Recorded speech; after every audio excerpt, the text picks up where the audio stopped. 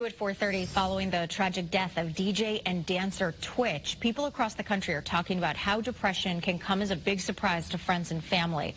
But there are some key warning signs to look out for in loved ones who are struggling. Joining us now is Dr. Laura Saunders, a psychologist with the Institute of Living. Dr. Saunders, we always appreciate you being with us. Thank you, Erin.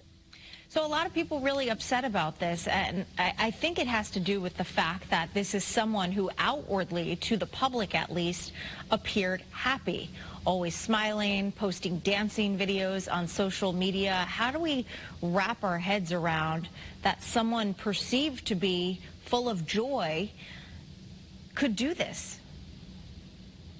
So it is so important that we realize that what someone portrays on the outside is not necessarily reflective of how they feel on the inside.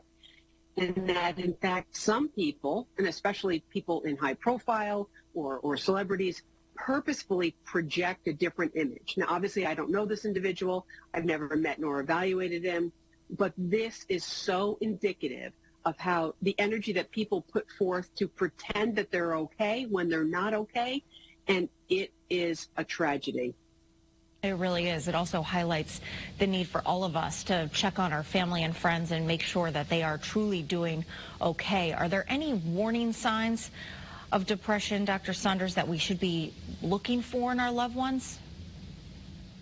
So there's the classic warning signs. There's, withdrawal from activities that used to be pleasurable, increase in sleep or decrease in sleep, change in mood, more irritable, more withdrawn, more isolative. So those are some of the classic signs.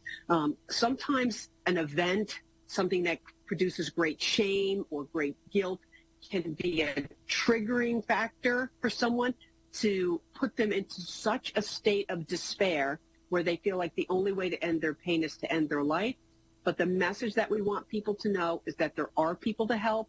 There are resources out there, and I don't want people to resort to suicide as a way to limit or minimize their pain. And while it seemed out of nowhere to us, there could have been things that were going on in his life behind closed doors. If you know someone that maybe you think is in danger, is very depressed, what are the best immediate resources? What can you do to try and protect them and keep them safe?